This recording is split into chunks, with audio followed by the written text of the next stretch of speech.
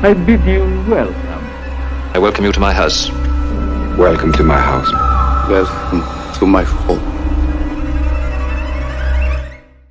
Hello horror hounds, welcome to my horror house. In this lockdown scenario, you can't eat steak every day. Sometimes you just need a little bit of comfort food, which is why I'm going to be watching a Resident Evil movie every day for the next 6 days and talking about it up here. I don't hold with the notion that you have guilty pleasures. If you like something, you like it. If someone else gets in a bunch because you like something they don't like, that's their baggage and that's their issue. So first up, from the genius mind of Paul W.S. Anderson, it's Resident Evil. First up though, as dyed-in-the-wool horror fan, do I wish that George A. Romero had remained at the helm and seen his Resident Evil project through to fruition? Of course I do. As a fan of the Resident Evil games, do I wish we'd seen something more closely aligned to the Resident Evil games when I sat down in 2007, I think it was, and watched this movie? Yes, I did. But the incredibly successful, bonkers, soap opera-like franchise that we have is what I'm going to be talking about. So, not what could have been, the Resident Evil we got. And returning to the first movie, which I sort of knew and remembered to be good, honest, bubblegum fun with a sort of B-movie vibe to it. It's actually quite surprising when it stacks up against the sequels how cheap and cheerful the first movie actually is. I imagine they ramped up the budgets a little bit once the profits started rolling in. Let's not forget, this is no ifs, ands or buts. The Resident Evil film franchise, love it or loathe it, is the most successful video game movie franchise that there has ever been. But the first film now seems almost a little bit like a proof of concept test run for what the series of movies could be. We stick rather cannily to a very specific single location, so only a few sets are needed. This underground umbrella facility under Raccoon City. It all looks very soundstagey. None of the sets look real in inverted commas. They're not lived in, they're not weathered. There's a kind of, I don't know whether Anderson was going for a sort of heightened comic booky type aesthetic, seeing as he was drawing from video games as a source material. Later films, for all the bonkers stuff that happens, a lot of the sets look a lot more weathered and true to life with a small t. The first Resident Evil, though, is much more cartoony. And it's just a bit of a silly knockabout romp. People are trapped in a facility where the Red Queen, the AI, has killed everyone there to stop the spread of the T-virus, which has got out. Who's working for Umbrella? Who's working to bring Umbrella down? Are them? Who are moles? Who are the bad guys? Who are the good guys?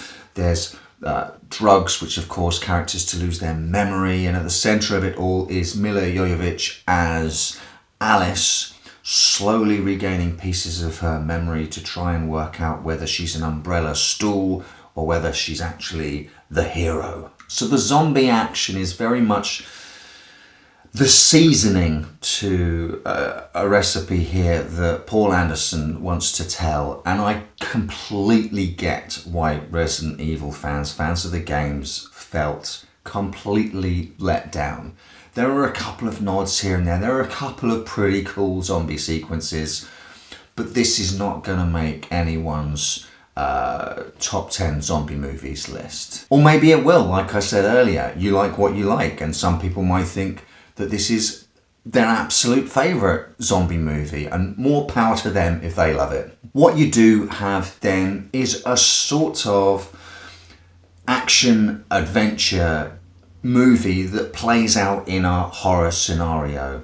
There's lots of pounding, techno-sounding music, which makes me think that cues were taken, especially from the opening scene of the first Blade movie. I was gobsmacked at the end to see that Marilyn Manson was involved in the music, and bands like Nine Inch Nails and Slipknot were on the soundtrack, because I certainly didn't hear any of that while I was watching the movie. But what we do have is the freaking awesome, let's be honest, laser corridor scene. There's a reason that's called back to time and time again in the ongoing franchise.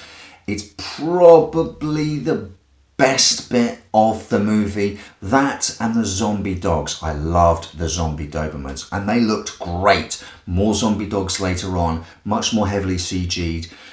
There was some CG augmentation to these dogs, but it looks more like they covered the dogs in icky, sticky looking, meaty, fleshy coats to wear. And do you know what? Nothing beats practical effects. And the dogs look great. And I love me some zombie animals. And Resident Evil gives you zombie Doberman attack dogs. And there is a zombie attack scene, more or less bang in the middle of the movie. And for what it's worth, I think in microcosm that's a pretty good damn zombie scene. Things escalate really quickly. The SWAT team realise that shooting in the chest doesn't work. The people don't go down. So people start getting bitten. There's more and more of them there. Overwhelming numbers become the problem, which is exactly as it should be in a zombie movie. Until you've got everyone hiding up near the ceiling on pipes with an entire corridor ram-packed full of zombies, just inches below everyone. And let's be honest, in the Resident Evil games, while the zombies are front and centre, they are a side dish to some of the crazier monsters in the games, and in later movies we'll get our dose of the crazies. I really like Michelle Rodriguez in this. She's got the best bitch please face in the business. And sure, the CG on the liquor creature at the end is really ropey, but I think we can let a little bit of B-movie crappy CG slide in the big slab of cheese sandwich that is Resident Evil. It's time for Who's That Brit? In Resident Evil we have, of course, Colin Salmon, who you will remember from the Pierce Brosnan James Bond movies, and I think season 1 of Arrow.